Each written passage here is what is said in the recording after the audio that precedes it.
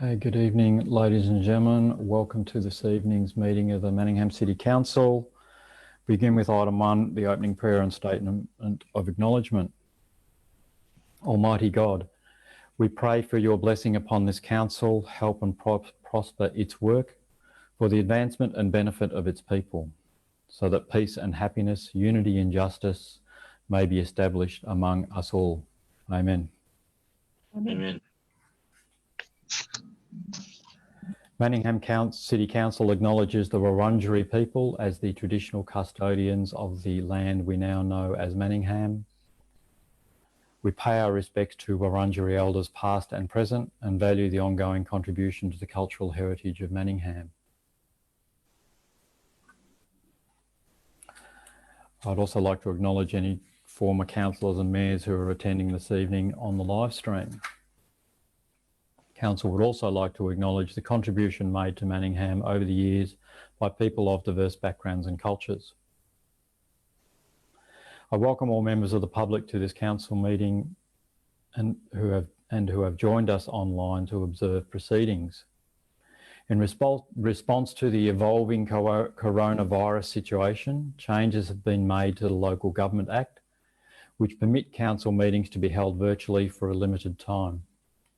The health and safety of our community and employees is our priority during these uncertain times, so we will continue to hold our meetings virtually to further reduce the risk of transmission of COVID-19. You will notice a few changes to how we are conducting our meetings. You will not be able to attend the meeting in person, obviously. However, you are able to watch the meeting via live through the Council's website and Facebook page. You can also watch a recording of the meeting at any time afterwards by searching for the meeting on the Council website. We are still taking questions from the public and encourage you to submit your questions in accordance with our normal practices prior to the start of the meeting. As you cannot be present in the chamber to read your question, you can elect, if you choose, to dial in and ask your question, or you may have your question read out by our CEO. A response will be provided where we have the information to hand. If we are unable to provide a meaningful response, we will take your question on notice and provide a response in writing.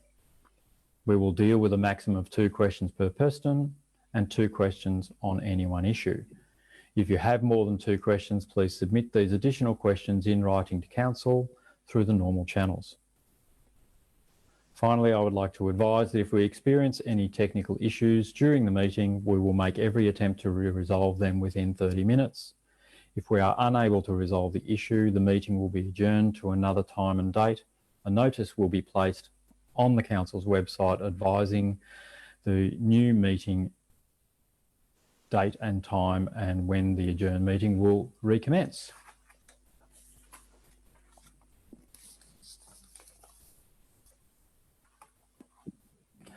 Council meetings are governed by Manningham's governance rules. I will introduce each item of business as listed on the agenda, calling it by number and by reading the title.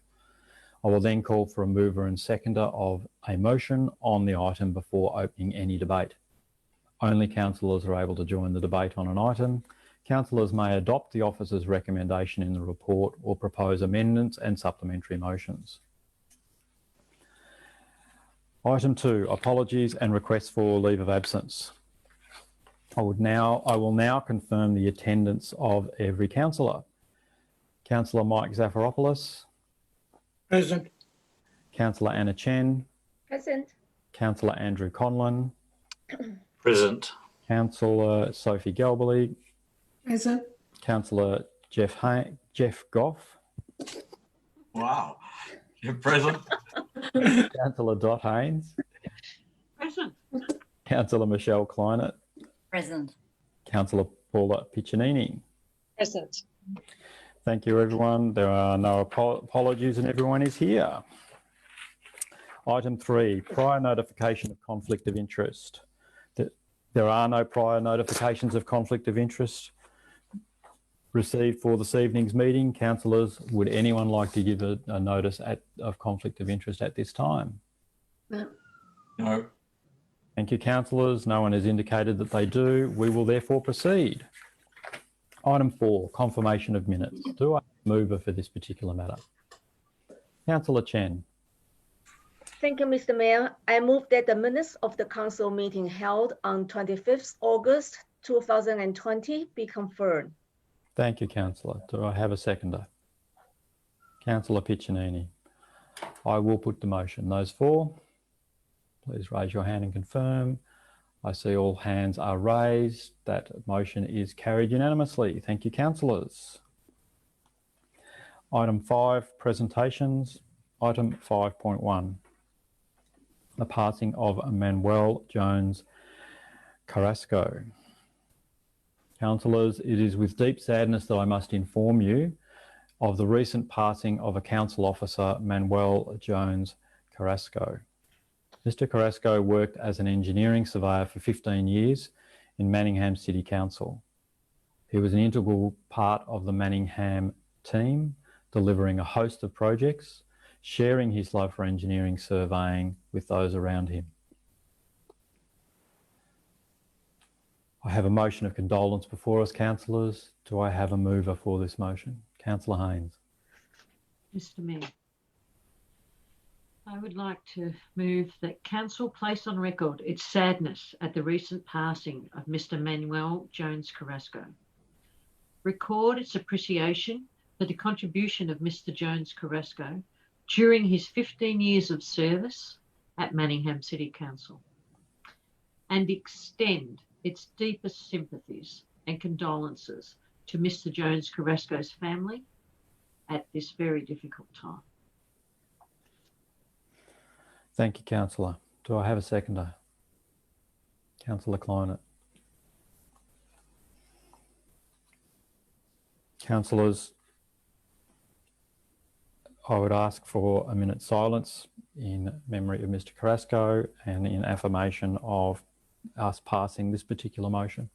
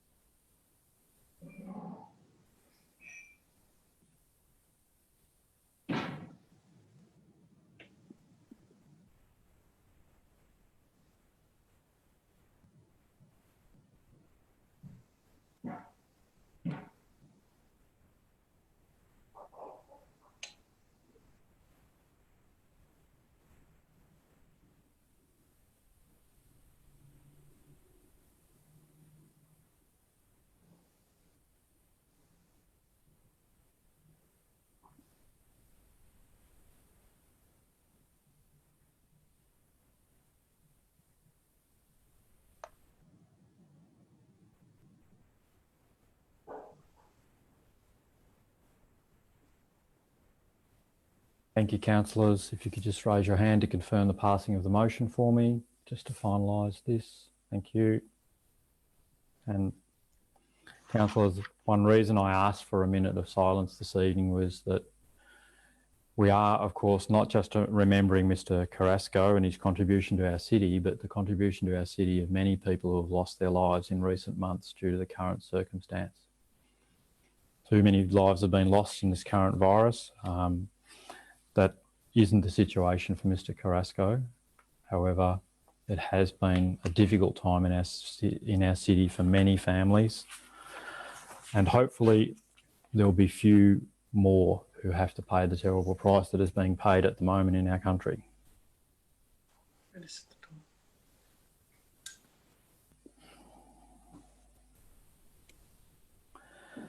Item 6, petitions, councillors. 6.1, Manningham Council rates.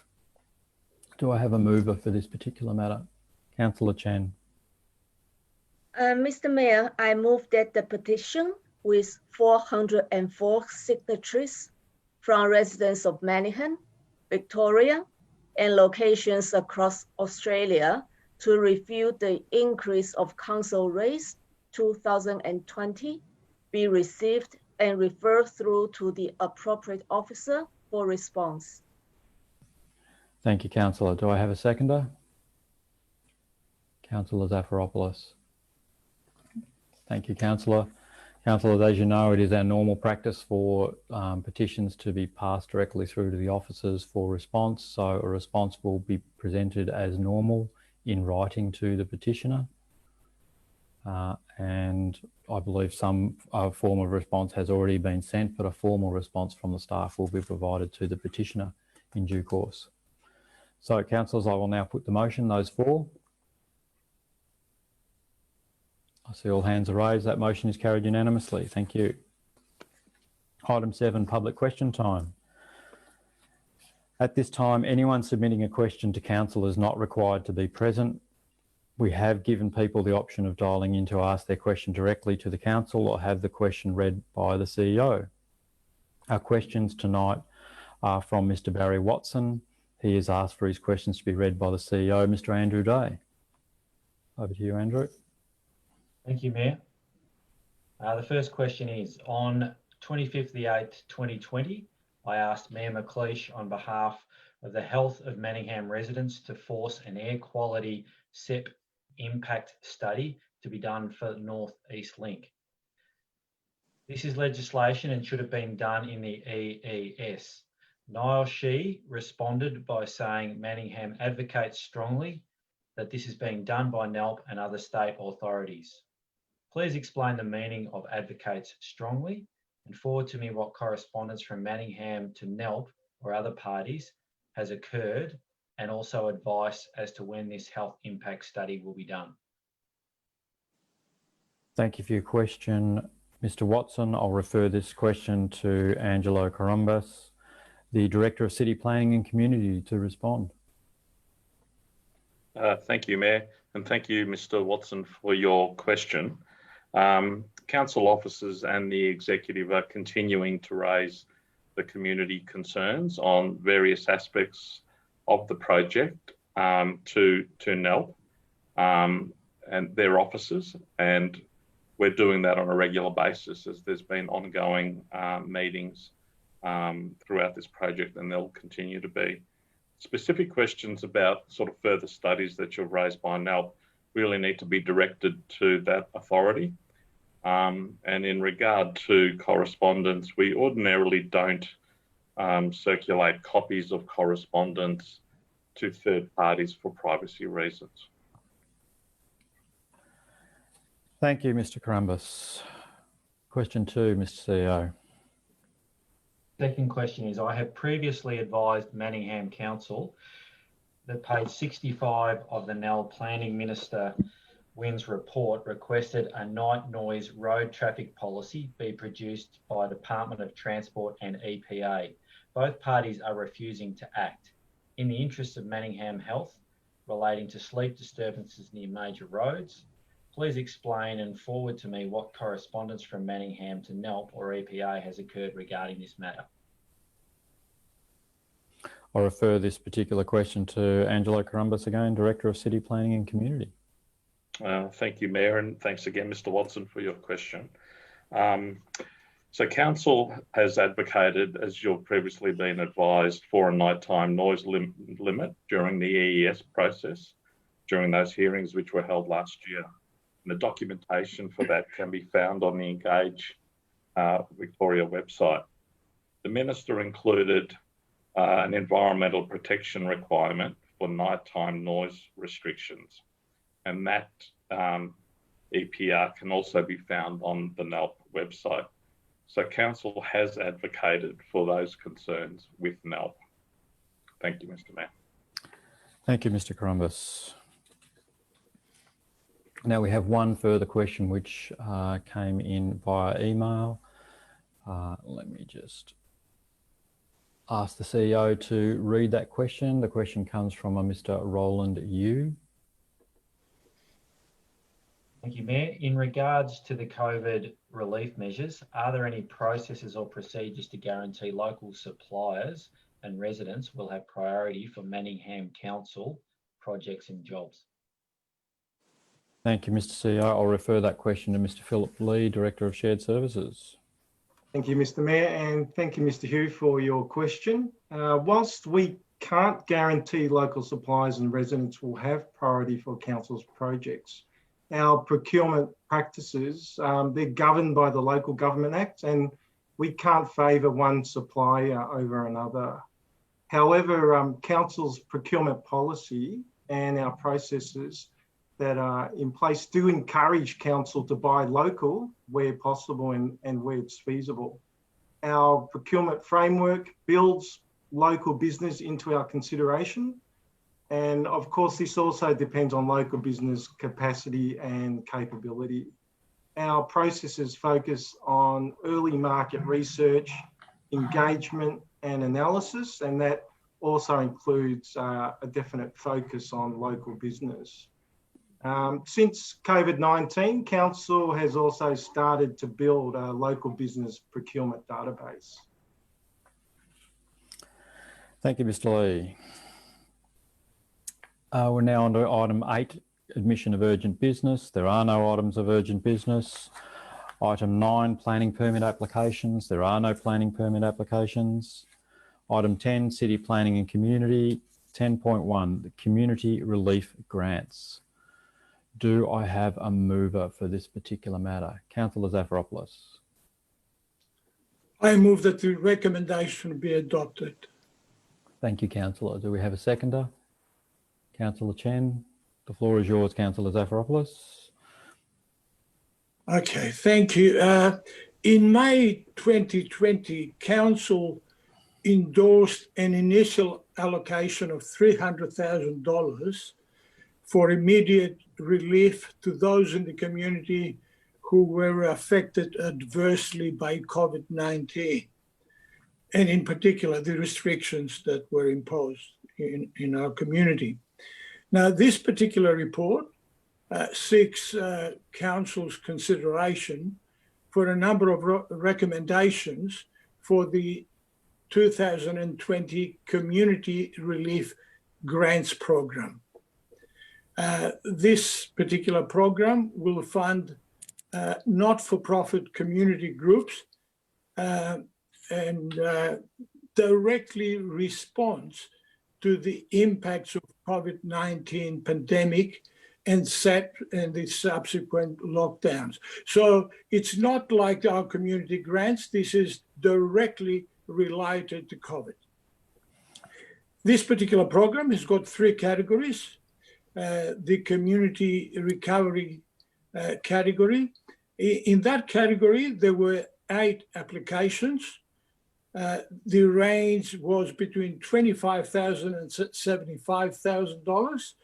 And there were 2 successful applicants who got in total $150,000. The second category is the neighborhood recovery category. In that category, there were 18 applications. The range was between $10,000 and $1 to $25,000. And there were 8 successful applications totaling more than $130,000. The third category is the grassroots recovery category. The range in that category was between $3,000 and $10,000, and there were 48 applications from the community. 47 of them were successful. It sounds like almost everyone was successful. That is not true, because 5 applications from the previous 2 categories were transferred to this category.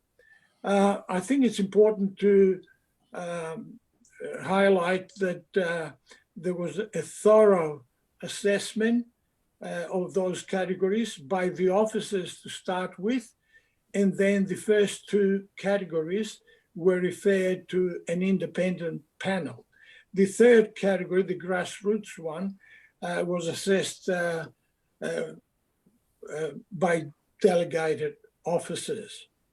Now, I think it's important to also mention the sort of groups that benefited from these grants, and these include 22 applications of sporting clubs, 10 community groups, 5 in the area of arts and learning, 10 in the area of elderly, and 5 in the area of young people, and 5 in relation to recreation and health. Now, the sort of needs that those organisations cover are physical activity and sport, mental health, transition to online activities, and this obviously relates to a lot of our elderly, COVID-safe activities, arts and events, and food support, which has become an important category for those who are unemployed, elderly, and cannot access food as the rest of us. That's basically it. Thank you, Councillor. Councillor Chen. Yes, thank you, Mr. Mayor. And Councillor Zafiropoulos has rightly summed it up. Our community organizations have the local knowledge of those affected by COVID-19 and the subsequent lockdown. And Councillor Zafiropoulos also mentioned about the purpose of the Community Relief Grant Program is to support initiatives and activities that directly respond to the unique and genuine needs of the affected members in our community, especially the most vulnerable of our community members. The grants also support community sport, art, the creative sectors that are among the hardest hit during the pandemic, and reduce social isolation through community connections. For those who miss out, Council's annual community grant program will open for applications in February next year. So I encourage any community organizations, if you have not applied before, give it a go. For our diverse community, Council has translated community grant information into Arabic, Chinese, Greek, Italian, and Persian. Our officers are here to help. Thank you. Thank you, Councillor. Are there any speakers against the motion? Are there any other speakers for the motion? Councillor Conlon. Yeah, like this is, councillors, this is something I think we should be really proud of, because we've partnered with organisations to target our relief to those most needy. And in response to people criticising our rates going up, it's I believe our response has been very responsible to COVID-19, because we have targeted our assistance to organisations. We've partnered with them. We've got great value for money and a significant benefit for those most needy in our community. So I endorse this. Thank you, Councillor. Are there any other speakers for or against the motion? Councillor Haynes. Just to add, I too support it for all the many reasons that have already been articulated. And the 145,000 in the report that hasn't been spent yet, officers have also suggested and made certain within the report, and I totally support that we also use that extra funding that hasn't been used yet with the grants to further support our local community. So anyone that reading the report might think we underfunded these grants, but I think the officers have done an amazing job. I'd like to acknowledge that, and I look forward to how we do progress moving out of this terrible time. So thank you everyone for the work that you've been doing for our community. Thank you, Councillor. Are there any other speakers for or against the motion? In that case, I will put the motion. Please raise your hand to indicate your support. I see all hands are raised, therefore the motion is carried unanimously. Thank you, councillors.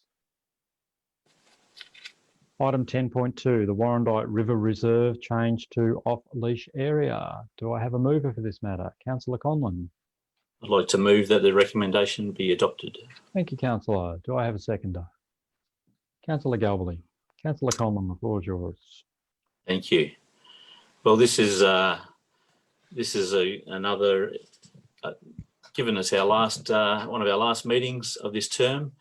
It's great to see that we've made a significant adjustment to the amenity of the Warrandyte River Reserve through the Lions Park upgrade, as a result of the bridge widening and the consequent action since then. And this proposal, assuming it is adopted, further improves the amenity of that area of the Warrandyte River Reserve. At the moment, there's a playground which runs within probably about 10 metres of the river. Sorry, is within 10 metres or so of the river, and that's up for a significant upgrade. The walk between the bridge and that playground and beyond that is currently all off-leash area, and this proposal is to make it all on-lead area for dogs. And I believe this is a great compromise. It creates a safe space for children in the playground, for people trying to eat their sausages without the threat of a dog snatching one off the barbecue, and also for the feeding of the ducks down at the Bluestone, the Bluestone area, just short of the end of this area. So I think this is a great outcome, and is supported widely within the Warrandyte community. And I endorse it to my fellow councillors. Thank you, Councillor. Councillor Galbally. Yeah, look, as a dog owner, I originally wasn't for this on-lead change for this area, but the more I looked at it, it made a lot of sense, considering that we've got the Federation playground and you can't be within that off-lead by 15 metres. We've got the ducks where children have to go and feed very closely. And also with the upgrade of the Lions Park and 3 added barbecue areas, it's going to be a real hub for people gathering, families gathering, and having a dog on lead. I know my dog is a very friendly dog, but he's nearly a horse, being a Rhodesian Ridgeback. And if my doggy just wanted to go and lap up and grab a sausage off the barbie, or go and say hello to some kid, I could just imagine that child and the family would be really concerned having this big hulk of a dog running up to them. So there are many pluses for the on-lead for this area, and I think it's a small thing to ask for dog owners. We've got a lot of areas there that are off-lead, and they will remain so, except for this 260 metres approximately, where we are asking people to sort of think of your neighbours, think of everyone else, and it's a place for everyone to enjoy. And council is investing money to upgrade it. And I would ask for everyone to support, because I realised that during our consultation that we actually had, you know, a pretty much equal amount for and against. It wasn't, you know, very much one way, but then I don't think they actually totally understand that it is a place for everyone, not just your walkers and not just for your cyclists or for your dogs. So I'm happy to endorse this. Thank you. Thank you, Councillor. Are there any speakers against the motion? Are there any other speakers for the motion? Well, I'm also happy to speak in support of this particular matter. I think there are a number of competing uses in this particular precinct along the river, and it's, as has been noted, there is a lot of children making use of this particular river precinct. It's a part of the river that we are investing in quite heavily. We, in the last few years, we have built a public toilet in that space to cater for all of the users. We spent $319,000 building that public toilet block behind the bakery. We're in the process of spending $1.3 million on the upgrade to the park and environs around the bridge where the tennis court used to be. That is going to substantially increase the activation of this particular space in Warrandyte, and the proximity of all of these facilities mean that we need to make sure that we are balancing the competing needs and that the interests of all the users are respected, and that public safety is also considered. And with the intensification through the construction works and then later through the public use of the space, I think it's the right balanced decision is to make this an off-lead area, and I'm pleased to see us moving forward with this. If there are no other speakers for the motion or against, as there have been no speakers against the motion, I will therefore put the motion. Those for, please raise your hand to indicate your support. I see this is supported unanimously. All hands are raised. Thank you, councillors.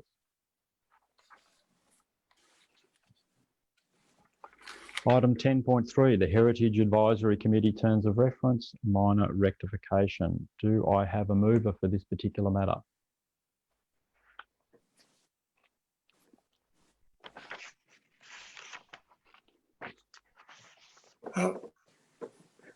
Thank you, Councillor Zafiropoulos. Yeah, I move that the recommendation be adopted.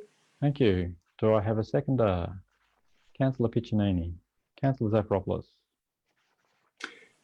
Look, this is a straightforward item.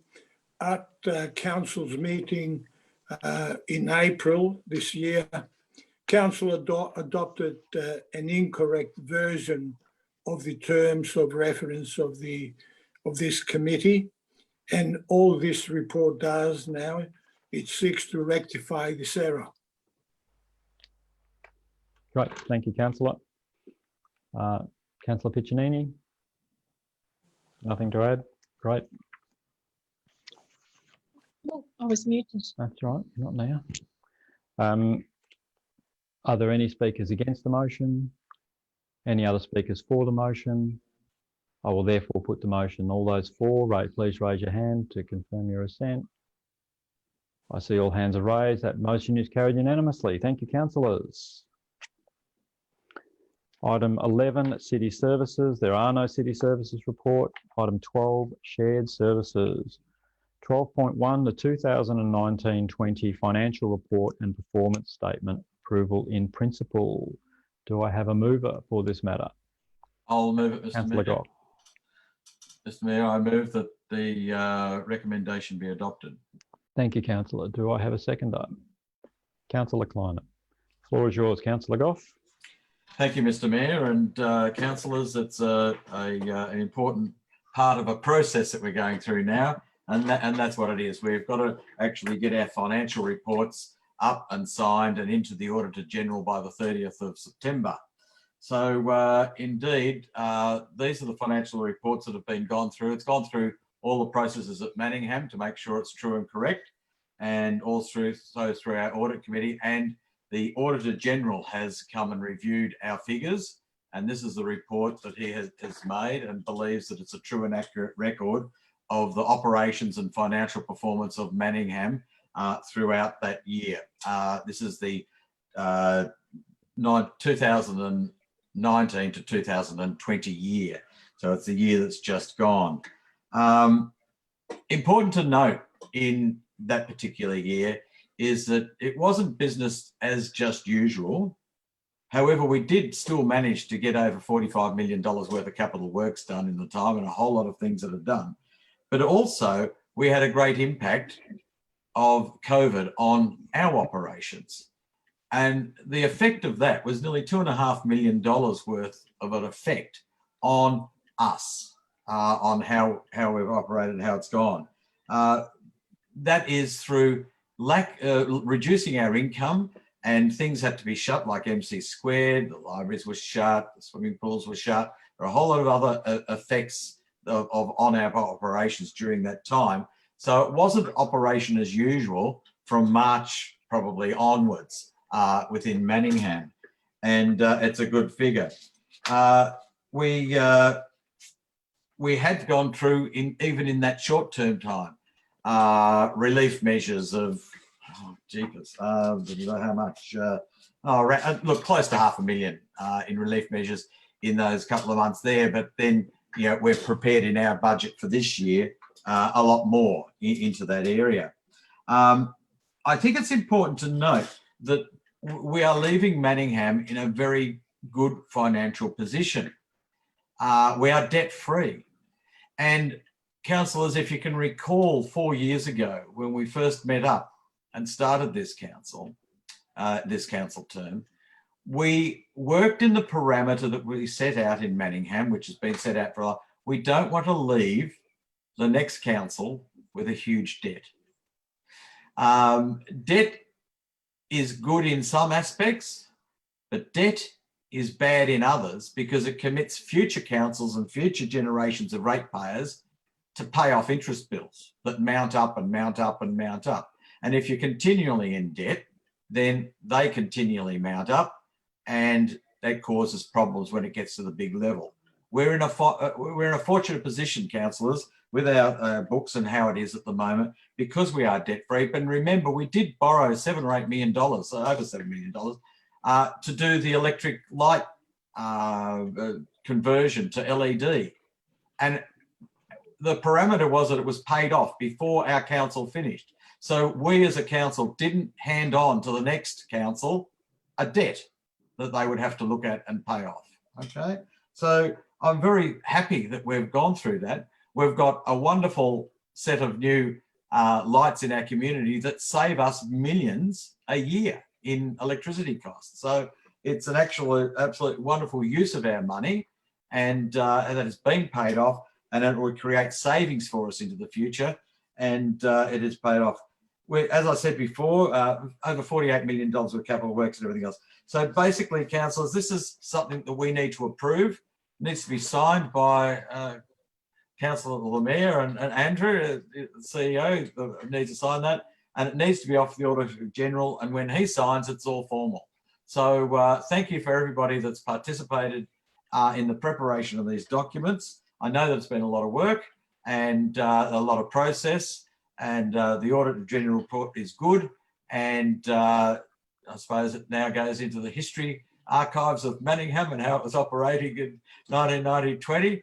But I'd like to thank everyone that's been working on that, and look forward to it being supported and formalised by the Minister.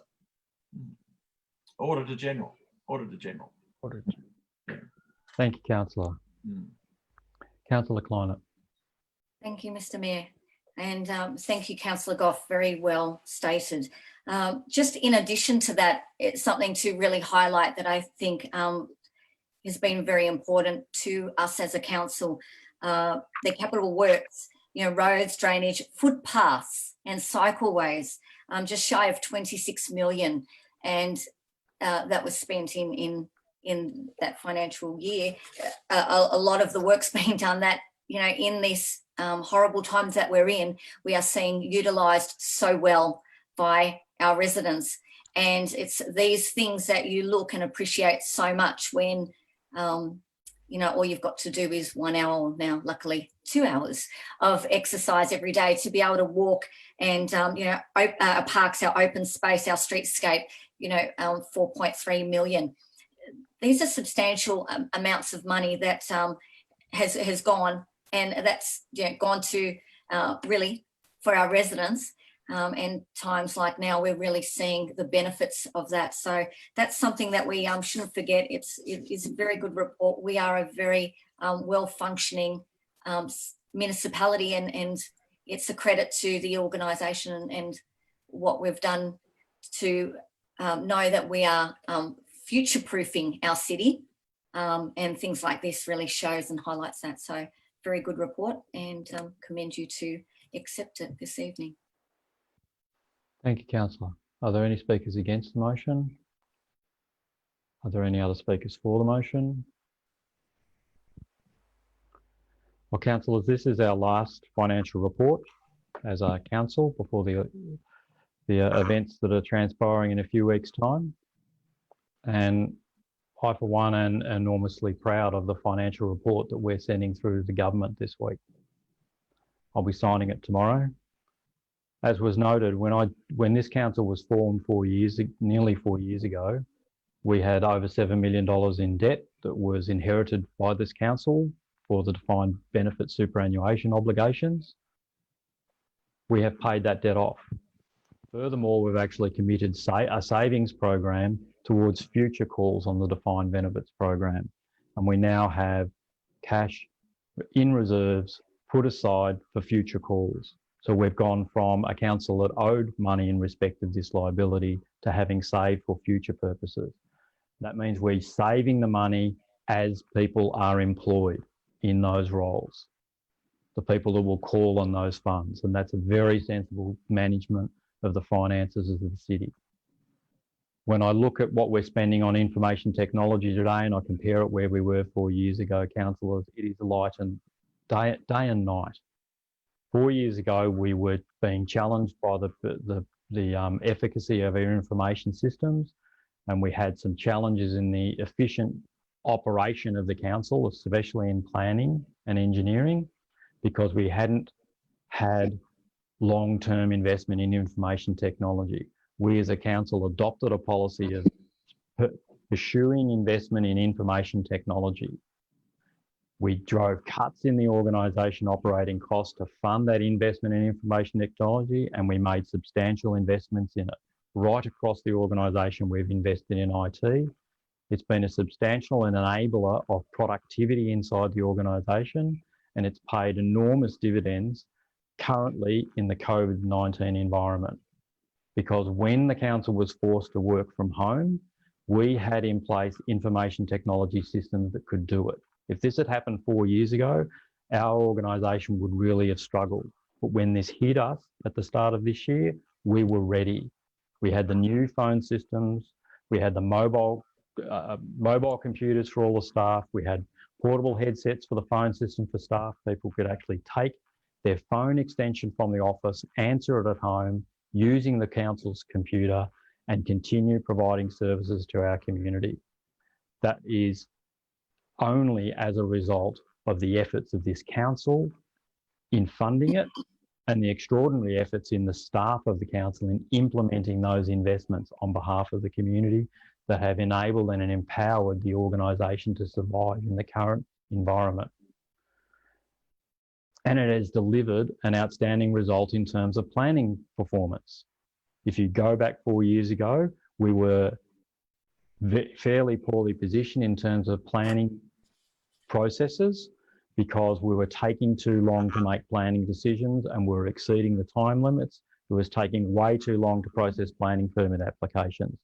We were one of the worst performers in the state in planning permit applications. But if you go and look at the performance reports for today, councillors, what you'll see is Manningham City Council is the best performing suburban city council in processing in a timely and accurate manner planning permit applications. And that they're statistics from the government, not from ourselves. So we have made the right investments for our city on behalf of the community. We've delivered a significantly improved operational capability for the Manningham City Council, and we've delivered it on behalf of the community. So I'm very proud of this financial report, councillors, and I'm proud of the work that you have all done in enabling these strategic policies for and on behalf of our community. And the community who will hear a little bit more about what we've done in terms of our specific COVID response within the finances in the next item on the agenda.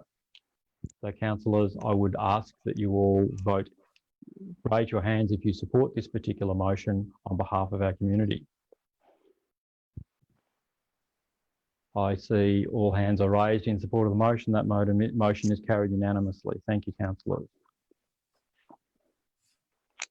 That takes us to item 12.2, councillors, the COVID-19 Community Financial Relief Status and Extended Relief. Do I have a mover for this particular matter? Thank you, Councillor Kleiner. Mr. Mayor, I move that the recommendation be adopted. Thank you. Do I have a seconder? Councillor Conlon. The floor is yours, Councillor Kleiner. Thank you, Mr. Mayor. This is purely procedural. I'm just foreshadowing the supplement motion that we have before us tonight and ask that councillors pass this motion. Very important one. So you're not going to speak to the balance of the community financial relief status? Can I speak to that if I get that over the line, that if I can get the approval by the rest of the councillors, that I'd speak to it in the next one. Thank you, councillors. Councillor Conlon, do you have something to add to this particular matter? You'll need to unmute, councillor, sorry. Thank you. I had a cat in the background before. She's gone now, so. Yes. Well, this is an extension of our targeted relief, essentially, and we can afford to do this because of of great financial management, I would say, and what we are talking about here is endorsing the extension of the relief measures that we identified earlier on in the year, and I assume that the motion being foreshadowed is to support, is to further increase support for businesses within Manningham and other organisations, and we're talking about relief for sporting clubs. We're sort of talking about relief for community groups. We're talking about relief for commercial tenants on a month-by-month basis, and these are all extremely important for the restarting of those clubs and businesses, successful restarting, hopefully post this current situation, the current level of lockdown that we're in. So again, the people who criticise our putting the rates up by $36 per property per year, I would argue that we're able to do this because we are in a good financial position, and while this will set our budget back, I believe it's a great investment, and it's targeted relief, targeted at the most needy within our community. Thank you. Thank you, councillor. Do I have any speakers against the motion? Do I have any other speakers for the motion?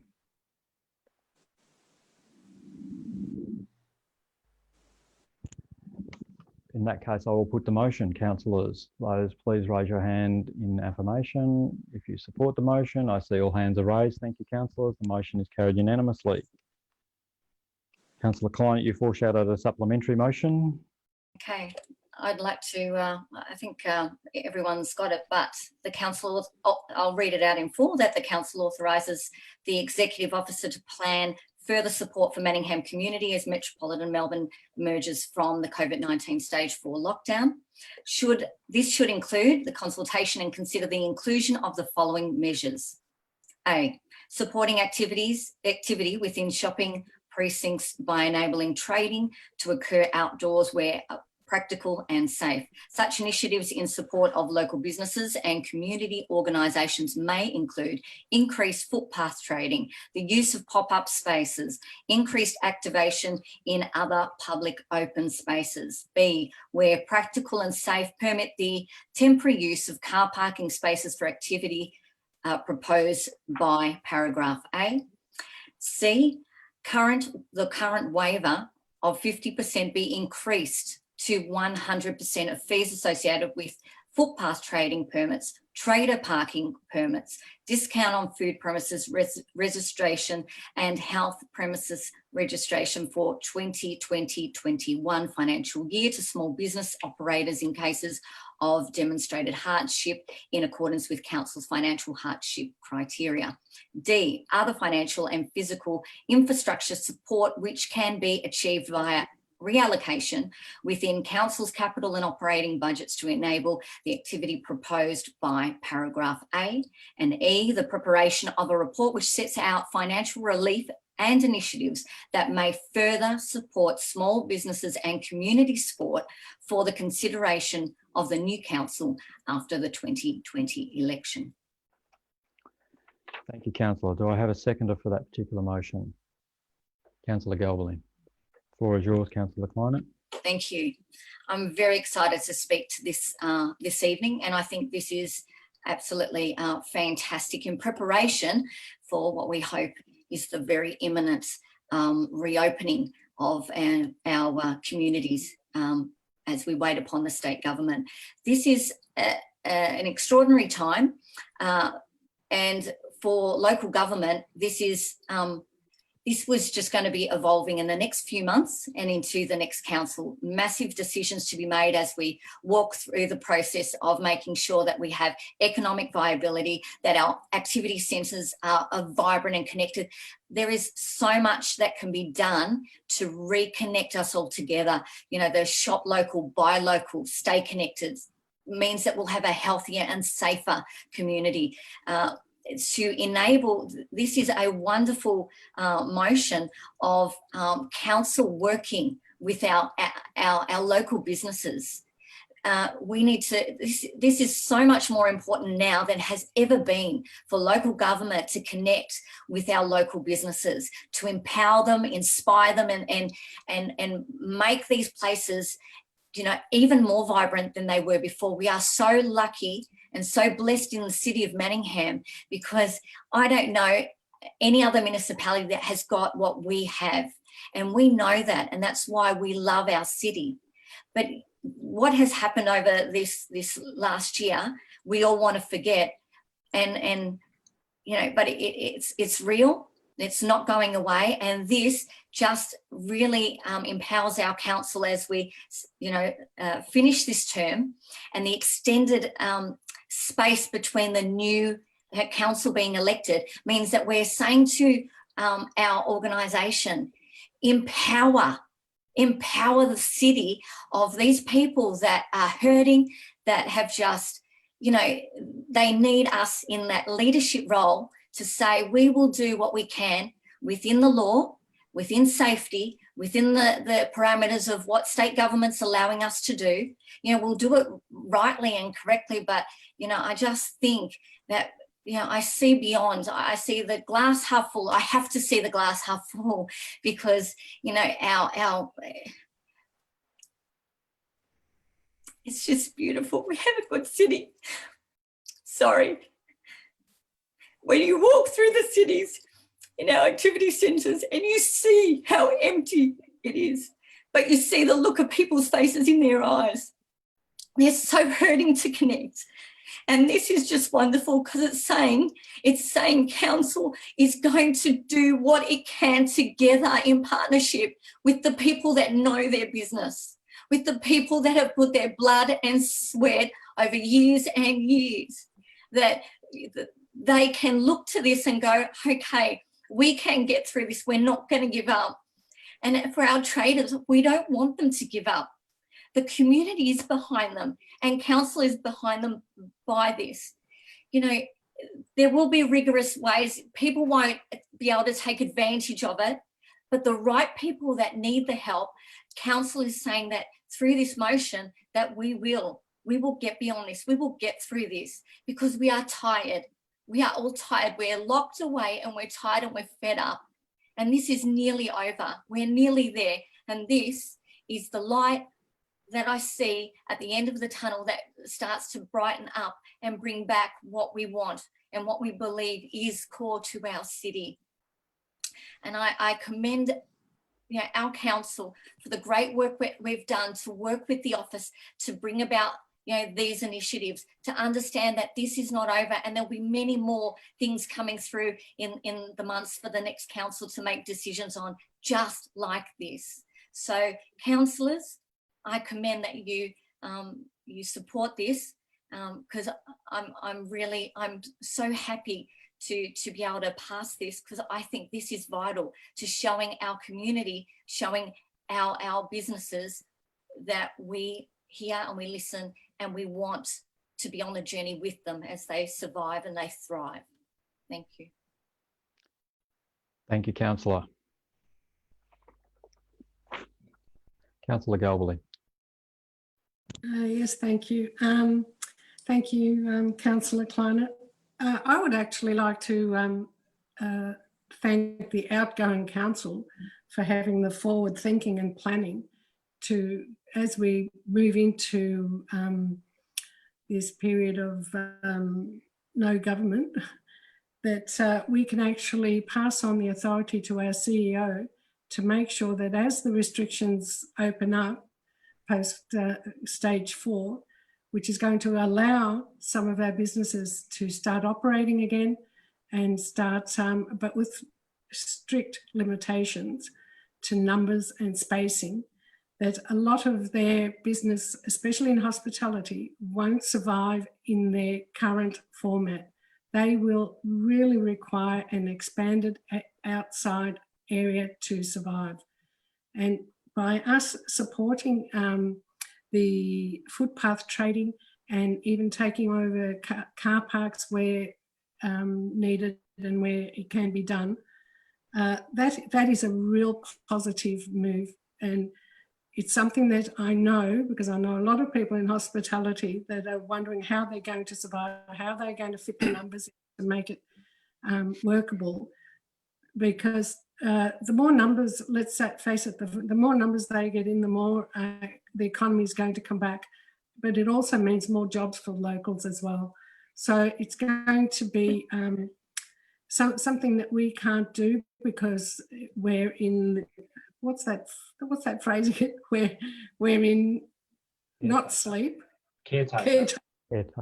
The council being in caretaker mode. But things don't stop for the businesses. That our CEO, Andrew Day, can move ahead and make sure that these businesses are going to get what they need to get that lift. And I thank my fellow councillors and CEO in actually thinking forward. And let's hope. I'm hoping that you'll pass it. Thank you. Thank you, Councillor. Are there any speakers against the motion? Are there any other speakers for the motion? Councillor Zafiropoulos. Mr. Mayor, I think this particular motion has been covered by the speakers. I just wanted to make a couple of points. I'm really proud that our council has managed its finances so well. Both yourself, Mr. Mayor, and Councillor Goff and others have pointed out that we managed our finances so well that we will leave to the next council no debt, but also less expenditure because of the innovative investment we've made on LED lights.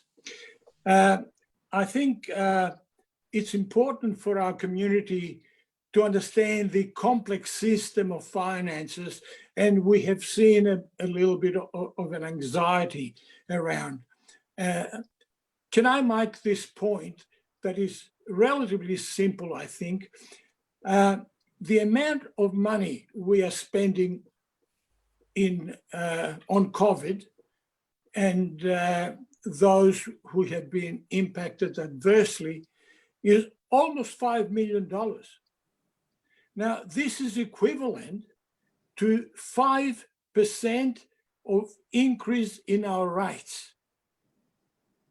Now, this to me translates that those who got the 2% increase have contributed towards COVID, and council added another 3% to make sure that the relief and the recovery is as speedy as possible. So I'll stop at that, I think. Thank you, Councillor. Are there any other speakers for the motion? Councillor Chen. Thank you, Mr. Mayor. We all know that there are heart and soul mom and dad business in Manningham who are doing it tough. Sole traders especially have little support from the state and federal government's relief programs. And no doubt the outdoor dining is the easiest way to rejuvenate our local economy. I know that there are international cities trying to embrace outdoor dining as well. They offer some useful lessons for understanding what can go wrong and how it can be done right. So we need to ensure any business relief initiatives are equitable and practical. So I'm glad that that will be considered as well, but unfortunately, any further business assistance measures will be deferred as we are leading up to the caretaker period and the coming council election. But time is the essence. I sincerely hope that the new council can waste no time, I repeat, waste no time to consider and perhaps release further relief package to assist our small business because they can wait no longer. Thank you, Mr. Mayor. Thank you, Councillor. Are there any other speakers for the motion? Well, councillors, I'm going to take an opportunity to speak to this one as well. Our COVID-19 community relief package is quite substantial. We have over the coming financial year put aside $3 million. But earlier this year, councillors, we made quite an investment on behalf of our community in relief measures. We put $250,000 into rent relief for community clubs and sporting clubs in our city. And we're talking about the football club, the basketball club, tennis, soccer, kindergartens, play groups, service clubs, toy libraries, community houses, a whole range of community organisations who are struggling in the current environment. And we took one of the expenses that they incur from us and we waived those costs, and we invested $250,000 to waive those costs to those organisations. It's an important thing because it's relieved the people who use those organisations from paying us rent. And we also covered their utilities costs. We put another $250,000 on the table to relieve rent for a range of other community organisations like Women's Health East, Don Care, Manicare, Benevolence Australia, service organisations in our city that are critical to providing help in our community. We relieve those organisations from some rental obligations as well because they're struggling to get finance and to get money from their communities and from their other sources of finance. So we waive those finance charges for them for 6 months. And we also provided a range of discounts for businesses in terms of the charges for businesses. And we've just adjusted those charges even further. So we spent, I think it was $230,000 on the discounts for businesses, the 50% discount, and we've now just extended that for 6 more months.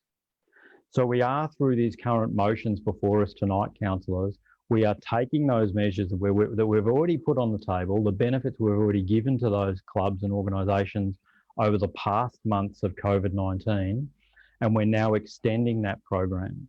We're giving the authority to the CEO and the organisation to extend that program on a month-by-month basis to continue to provide rent relief to those organisations who are critical to providing services in our community, and it's critical for the survival of those sporting and community clubs because they're not getting the membership fees, they're not getting the sponsorship income, and those organisations are all going to be needed in our community next year. So in the motions that we're passing here tonight, councillors, we're giving the organisation the authority to extend that support, and we're also providing the organisation the authority to support businesses in our shopping precincts in their transition out of the restrictions. And all of this is being facilitated through the $3 million allocation that we've put into this financial year's budget to provide COVID-19 response measures. And that's what we have done as a prudent council. We've taken that 2% rate rise that we felt that we had to do to enable us to provide this $3 billion of response measures in a targeted way to support those in our community where there is real need. It's distributing the cost in as low way as we can, $36 per rate paying household or business. Over the year on average is a small amount to pay, but the multiplier effect comes in and we're able to provide support where it's needed in our community to those most in need. And that's what this set of motions we're doing tonight, councillors. It extends that program, it provides that support where we need it to be. So I ask you, councillors, to support the motion that you have before you. There being no speakers against the motion and no other speakers for the motion, I will put the motion to the room. Those for. Thank you, councillors. I see all hands are raised. That motion is carried unanimously.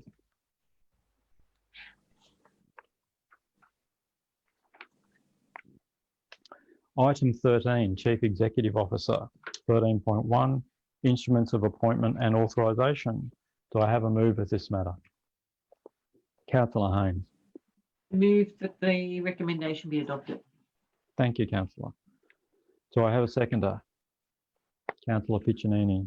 Anything to add, Councillor Haynes? No, it's just the appointment of authorised officers and just part of the process.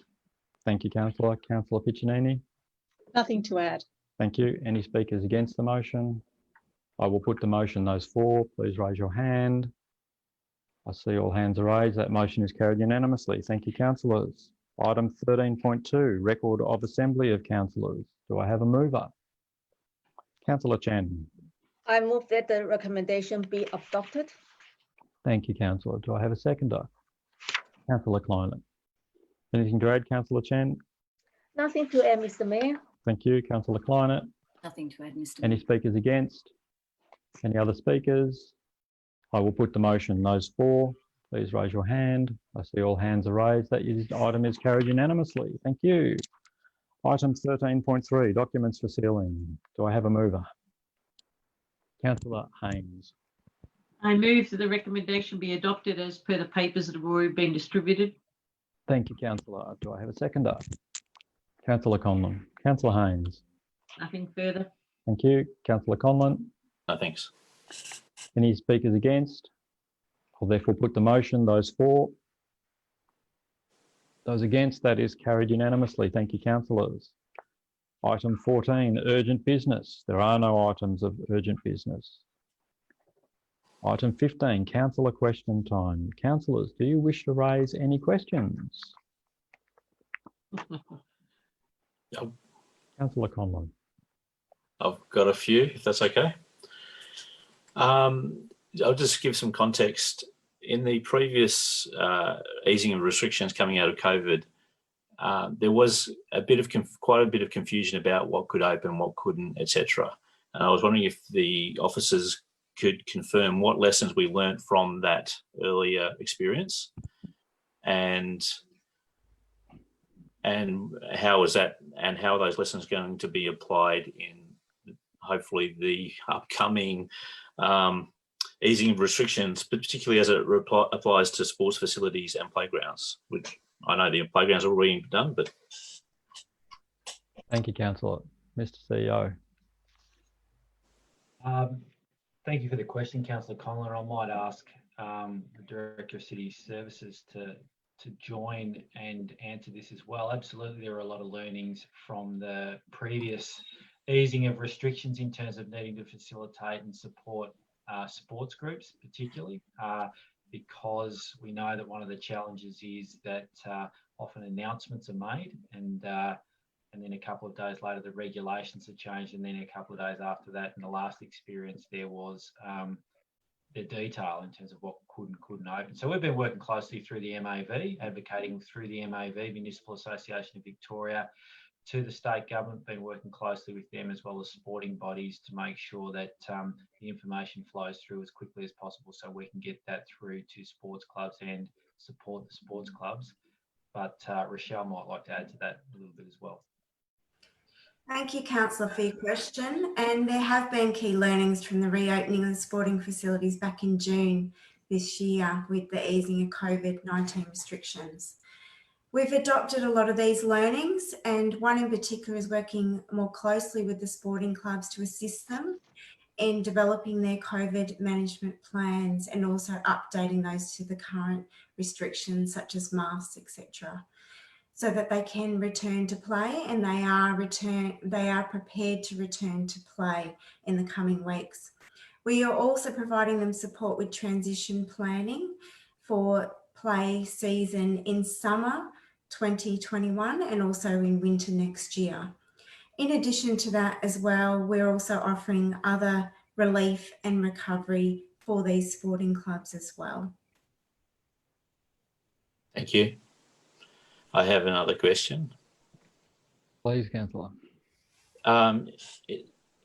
In the context of increasing our climate emergency, where we experienced significant bushfires throughout Australia over the last summer, And now we find ourselves in a place where the waste transfer stations are being closed, which means that there's no green waste options for residents in the bushfire-prone areas of Manningham, except for trying to shove it into a little bin and do some burning off if they're game. So given the close down of the transfer station, could officers advise what actions council plan to ensure that people can have sufficient opportunity to clean up their blocks and reduce bushfire fuel in the upcoming season?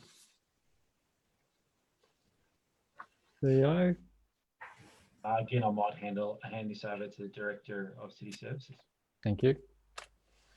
Thank you, Councillor, for your question. And you're quite right. There's been the closure of the Garden Waste Centre due to COVID-19 restrictions that happened earlier in or late in March. So due to that, officers have been looking at different ways to offer a continued service for residents within the bushfire-prone areas in preparation of the up-and-coming bushfire season. And it maybe looked similar to that of the response to the storm event earlier in the year that residents may be familiar with. And we're looking at logistics of offering a service to different areas to provide more convenience to residents within the bushfire prone areas.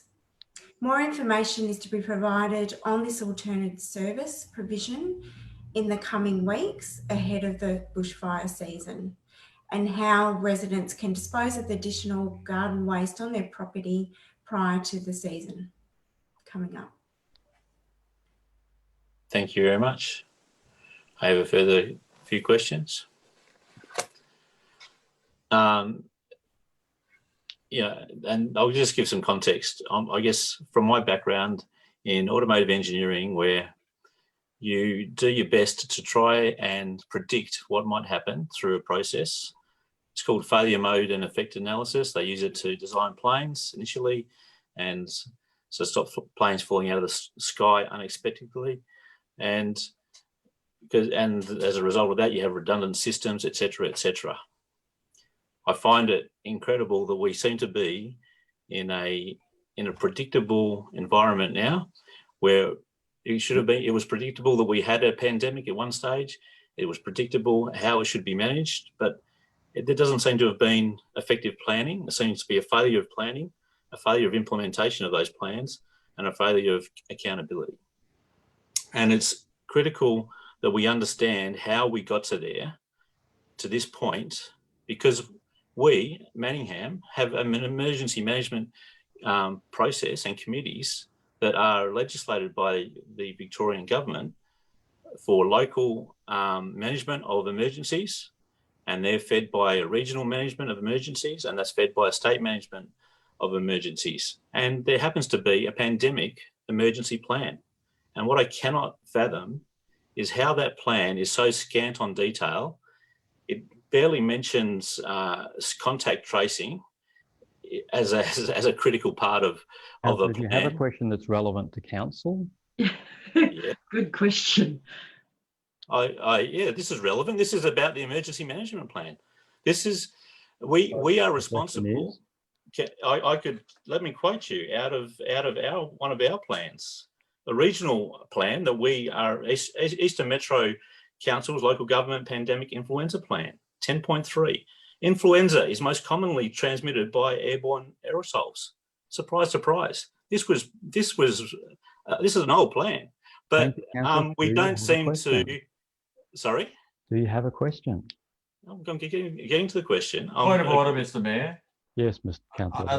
Unless we move a motion of leave, this is not a time for a councillor to speak. It's a time for a councillor to ask a question. Now, thank you, councillor. I take the point of order. I accept it. I agree, councillor. I would encourage you to come to your point and ask your question, or you'll be ruled out of order, and we will move on with the meeting. Okay. Can I ask that officers prepare a report for the next council to consider how the emergency management deliberation process can be improved to ensure that we test the validity of the plans that we sign up to, and we test the assumptions that we make of other state government departments in the implementation of those plans and those actions by state government departments are critical for the success of our plans. So thank you. I We have believe, a question, Councillor. Yep, that's a question. Another question. I'll refer that question to the CEO.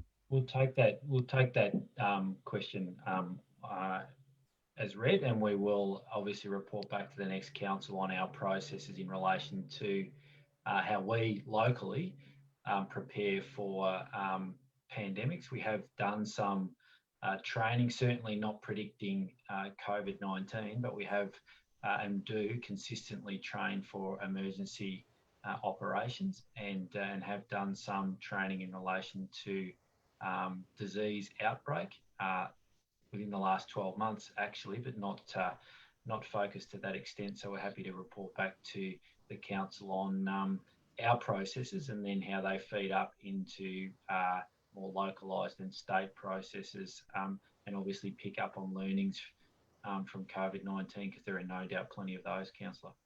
I'm correct to understand that we actually activated our emergency management plan as part of our response? Yes, we did. When were we asked? So there's different stages of that plan. When were we actually asked to enact those?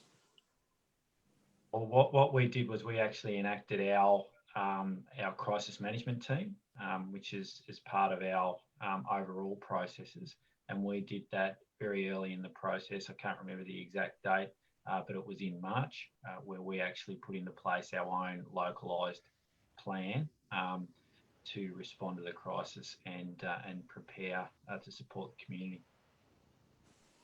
Thank you. So a further question, are council officers aware of a review of the Department of Health and Human Services of the pandemic, and can council officers lobby the MAV for information from that review to ensure that our plans are more effective and updated? I've no doubt there'll be comprehensive reviews happening. Council will certainly feed that back up through the MAV, and at the right time fully participate in that, and certainly feed any information that comes back either out of state, local, or out of our own review back to the council. Thank you. Thank you, Councillor. Councillor Chen. Thank you, Mr. Mayor. I only have one question. At the May ordinary meeting, Council resolved to allocate up to $380,000 towards seniors in the COVID-19 Community Recovery and Resilience Program. We also resolved to partner with community organizations to support aging population, and there will be 2 rounds of funding in September and February 2021. Can officer advise whether the $380,000 is part of or separate from the Neighborhood Recovery Grant, or we have any details to be published to the community? Thank you. Thank you for the question. Thank you for the question, Councillor. The $380,000 was a separate allocation. It wasn't part of the grant. At this stage, we've been working closely with our aged services team, and the focus has mainly been on relief at this particular point in time, and particularly responsiveness, ringing up vulnerable clients. Obviously, we're having contact with our different levels of service providers as well. So at this stage, there hasn't been a determination that we need to allocate that money. So that is there and available, but we'll certainly be talking with the sector, and it's an opportunity as things start to emerge a little bit more, particularly with our older community being able to hopefully get out and about a little bit more, to look at some future opportunities late this year and in 2021. Thank you. Thank you, Councillor. Are there any other questions? Councillor Galbally. Just one. There's been quite a few residents, as we get every year when our rates notices go out, that cannot understand why their properties might be going down seemingly and their rates are going up. Is there a simple explanation that this would happen? Like I sort of don't understand it myself when they say that their values are going down. I understand that with COVID, maybe some are if they're trying to sell now. It's only if they're value. No, that's Councillor, right. please just let Councillor Galbally finish the question. Sure. Well, you know, unless they've actually had their houses valued in today's market, how would they know that their valuation has gone down? And they're stating that that we are putting up the rates while their values are going down. So, what's the explanation? Possible explanation for that? If that's a clear question. It is a clear question. I think. Did you want an answer in the office? I'm happy to provide an answer. I think the officers probably. Look, my recommendation to anyone, and it is a complex thing, the way in which rates are calculated, Councillor Galbally, in any given year. One thing I would point out is that the valuation of properties actually occurred back on the 1st of January, didn't occur mid-financial year or a couple of months ago. So the valuations that people are receiving at the moment, all of us, is based on pre-COVID valuations. That's what has to happen legislatively. We're required to use those valuations that come from the state government, from the Valuer General. My recommendation would be for individuals, if they have specific questions, certainly to contact us and we can work through that. There's also really useful information available on Council's website to work people through the complexities of the calculation of rates, because it's true that you know, there aren't too many people who receive the exact 2%, because it's on Council's entire rate base that the 2% is applied, and we have people whose rates go up by more than that, and we have people whose rates go up by less than that, and indeed reduced in some instances. So it is quite complex. Officers are available to work people through it. I'd certainly recommend our website to do that. I don't know if our Director of Shared Services wants to add to that. There is a further question. Who does the valuations? No, Mr. CEO, you very rightly point out that the valuations were done in January by the Valuer General.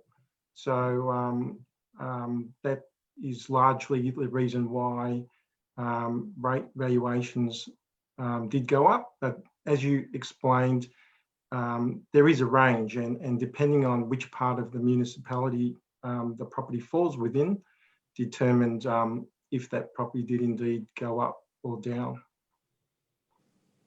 So just point out to add to that, Council, Valuer General, obviously being a state government entity, they do the valuations, and we receive those valuations and then apply the rate base for each property off the back of that. And there is an opportunity for individuals, if they wish to challenge that Valuer General valuation if they don't believe it's accurate. Okay, thanks. Just one more question. And it's more, again, about what residents are saying is, since the big power outage and storm, and there's been trees that have been felled, people are complaining that trees have not been mulched or taken away, like they've been chopped down but left on the side. And I assume that's council to follow that up, and also lawn grass, our normal routine of upkeeping our city. Oh, look, we'll take a couple of those questions on notice, and we can respond to individual queries in relation to clean up, and certainly encourage residents, if they have any local trees that are on the verge, or notice any open spaces that might require a bit of attention, please to let us know. Okay, thank you. Thank you, Councillor. And I'd also note that there is a flyer that was produced with the rates notice that does explain how the valuations and rates are calculated. It was sent out with those who received physical rates notice, and there is a link to it in the email for those who receive their rates electronically. And that flyer does go to some lengths to explain how the rates are calculated and how valuations impact on people's rates.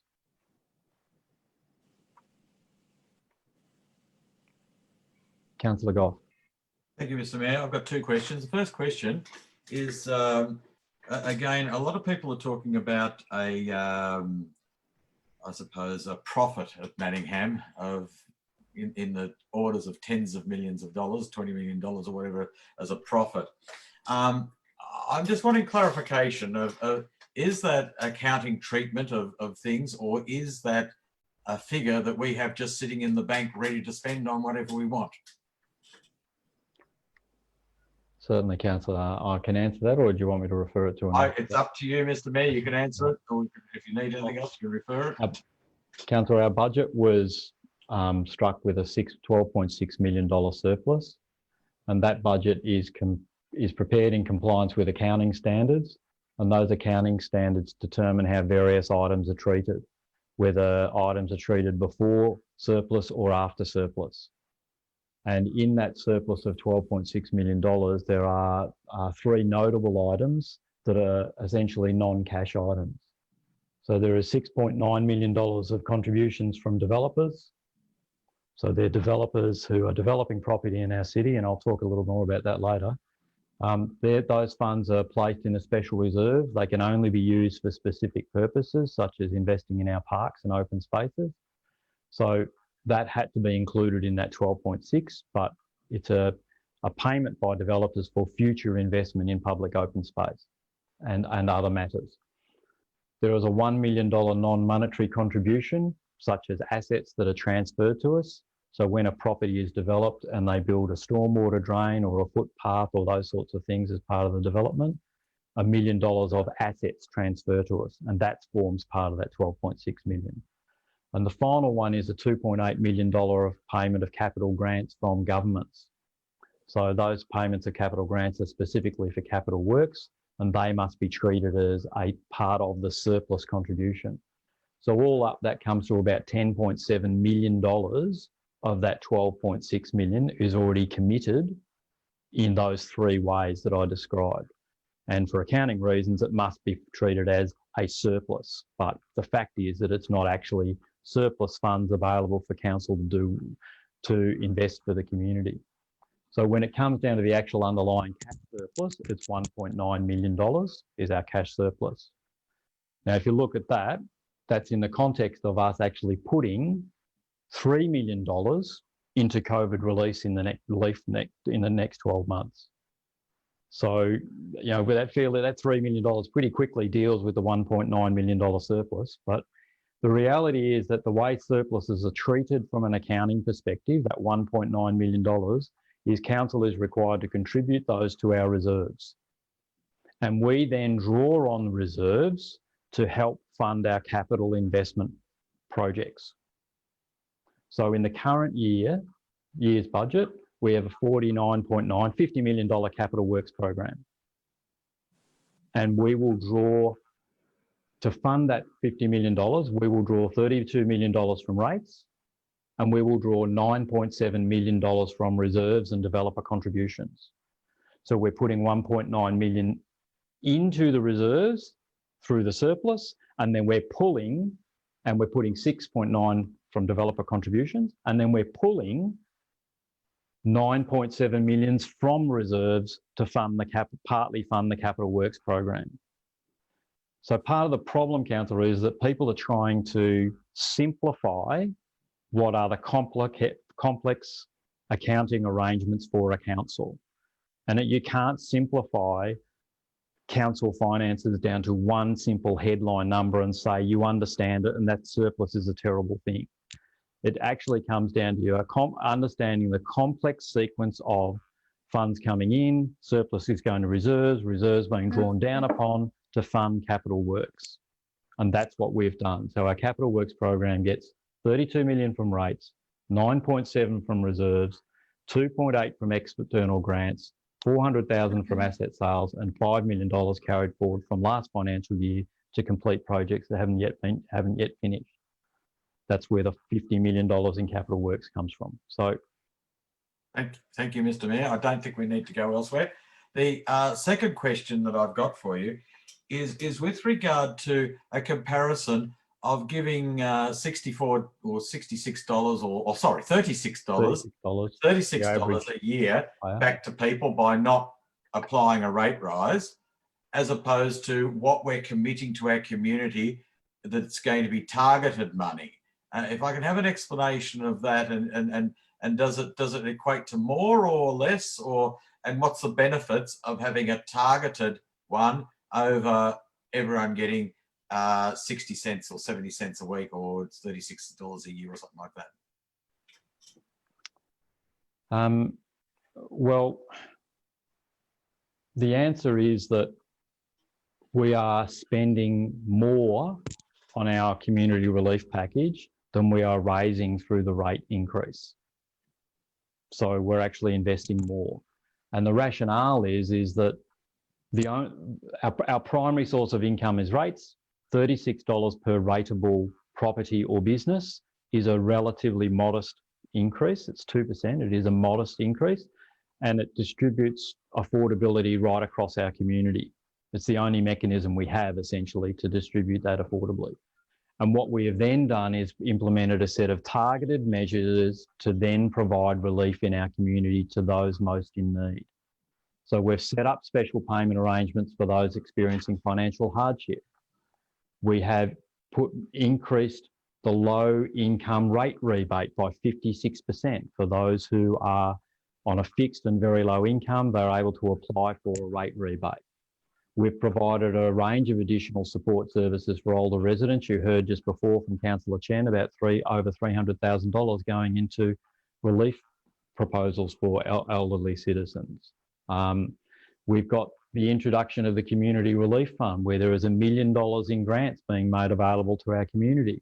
And earlier this evening, we put $554,000 of that into action, back into our community, providing support for our community as we come out of the COVID lockdown to encourage and reinvigorate our community and provide support in very many ways, such as food relief. One of the grants goes directly to food relief. We've provided, as we heard earlier, over $500,000 so far, and there's another wave of support going into rent relief and for sporting clubs and community organisations, and to social support organisations. There is more going in over the next 6 months. And we have put a range of relief measures on the table for small business, discounts on foot, as we heard earlier in the previous motion. So there's an extensive array of community support targeted at those who are most in need in our community, and that is funded by a modest tax right across the community of $36 per annum per ratepayer or rate-paying business or household. Thank you. Thank you, Mr. Mayor. Look, the third question is, then we also are taking a cost at Manningham by income not coming in from operations that have been shut down in the community and things. Are they added also to that figure that we're giving in the effect of COVID on Manningham? I might leave it to Mr. Lee. I think it's $5 million is the impact of COVID on our bottom line. That's correct, Mr. Mayor. No, Councillor Goff, that is in addition to the $3 million that we have already budgeted for relief, and that's excluding what we have just discussed tonight about the extension to the package. Thank you, Mr. Mayor. And I know, Councillor, that there are some councils out there who have forgiven the community cuts, but they've had to cut the investment as well in order to fund that. And we have maintained our investment. We've maintained our capital works program. And one of the reasons we have maintained our capital works program is that preserves employment and business activity. And if there's one thing we know about at the moment is that business is pulling back on investment, on capital investment. They're pulling back on spending, and they're expected to pull back over the next 12 months. And that leaves it to government to invest in infrastructure and invest in economic activity in Australia. And all levels of government are investing in economic activity. It's one of the foundation elements of why we as a council decided to proceed with the rate rise and then proceed with the capital works program, because that economic activity is critical to business. Us spending $49.9 million on capital works means businesses are going to hire staff, purchase materials, build assets for our community, invest in the future of our community, and create employment in doing so. And we have a responsibility as a level of government to invest in our community and invest in the employment that flows from that, especially so in an economic recession when businesses are not able to, and when there is a severe economic downturn. So I think our decision to proceed with the rate rise was a prudent investment on the behalf of and for the benefit of our community. Thank you. You are most welcome. Councillor Kleiner.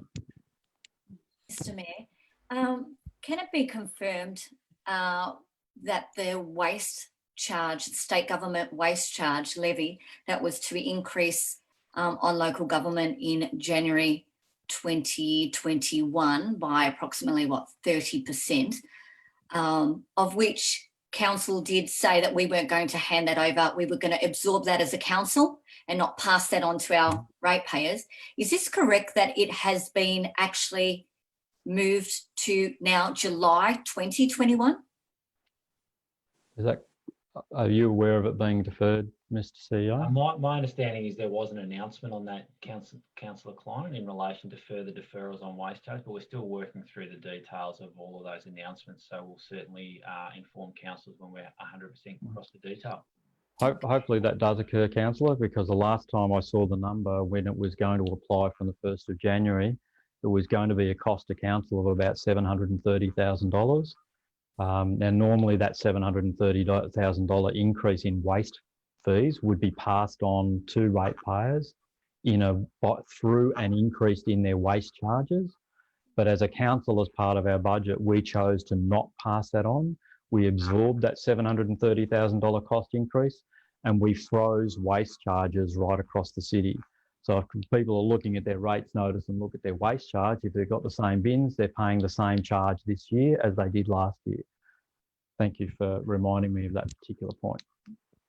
Yeah, thank you, Mr. Mayor. Councillor Haynes. One further question that I'd like, all of these things that we've been doing for the community, I'm glad that these discussions are happening, but there is one other one that I'd like Director Philip Lee to mention, because one of them, people like that their rates have gone up because of the valuations have gone up, some of us quite high, and are very much going to be struggling in the further recession times ahead. It is to my understanding that we also passed within our budget, that hasn't been mentioned, that the interest rate that the state government normally puts on people that pay their rates late and other late payment measures, that we have as a council also put forward that there won't be the normal increases in charges going forward in the possible year or so ahead. Because if Philip Lee can explain that further to the community, based on that's one aspect we haven't yet discussed. Thank you, Councillor Haynes. That is definitely one of the relief measures that council has been offering to the community, where people are experiencing financial hardship in payment of their rates and other fees and charges. We have a process, and we have, during this COVID times, tried to simplify that process as much as possible. And where the community member is and satisfies the hardship process, then we either arrange a repayment plan and or can also defer payment or waive interest on behalf of the ratepayer. Thank you, Mr. Williams. Councillor Zafiropoulos. Look, we've talked about the increase in rates, which a lot of people understand. However, what has become clear to me and a number of people is that some people, as a result of the valuation by the Auditor General, are paying a lot more than 2%. People have rung me and told me they're paying 10%. So we couldn't do anything about it because it was last January and the restrictions came up a little bit later. Is it possible for us to combine, I know we're at the end of our period, but is it possible for us to contact the MIV and other councils and ask the state government, given the current situation we're all in, to postpone the next valuation, which is going to be in 3 months' time? Certainly, Councillor, it is possible for us to ask the state government to do that. In the end, the model that's used for calculating rates is a model that's defined by the state government. The valuation process is conducted by the state government, and the combination of valuations and the rating model are a product of their system of rating. We're well aware that when people get a 10% drop in their valuation, they will see a substantial change in their rates. And when people get a 10% increase in their valuation, they'll see a substantial change in their rates. That's not something we get to control, but people are well within their rights also to appeal their valuation. So there is an opportunity for people to do that if they think their property has been misvalued. People do that every year. There are properties that at times have been badly misvalued, and that directly impacts their rates. I think postponing next January's evaluation might do the trick. Certainly, I mean, as you'd be aware, Councillor, that historically it was done every 2 years, valuations, and when the state took it over through the Valuer General, changes were made and they've been done annually. So there's sort of the conversations that we'll have with the MAV as requested. Thank you. Are there any more questions, councillors? Just on that one, Mr. Mayor, if COVID has reduced the prices of houses, wouldn't it be better to have your house valued in January this year? I want mine valued again, yeah.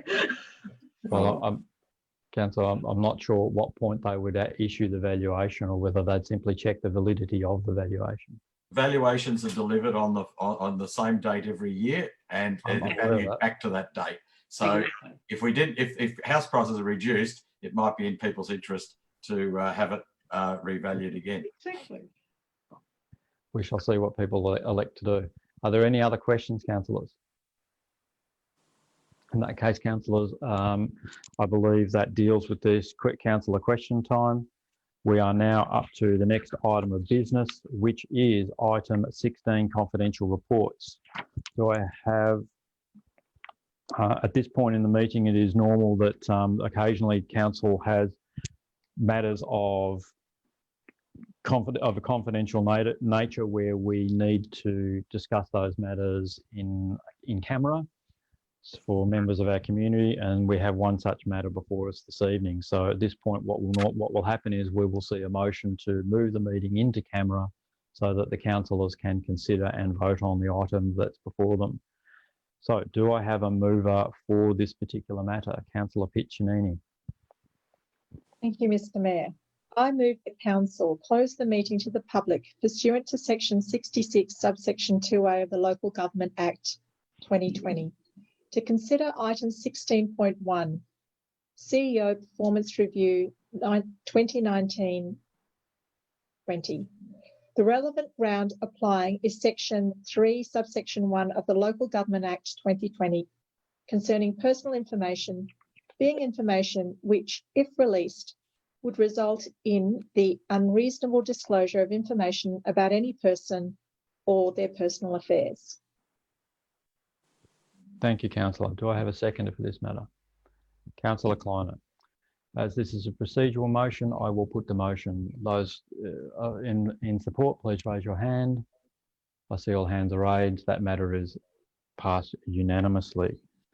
That means we will now be, in a few moments, we'll be ending the live stream and recommence our meeting in a closed session. I thank all members for the public for joining us here this evening. And I can assure you that even though we are considering the CEO's performance reviews, the CEO's remuneration, along with those of our executive team, are public. This is not a secret consideration of that issue. And that's if they wish to see those details, they can always look in the annual report where it's published every year. So councillors, shall we end the meeting there and go into camera? I will see you in the meeting in a few moments.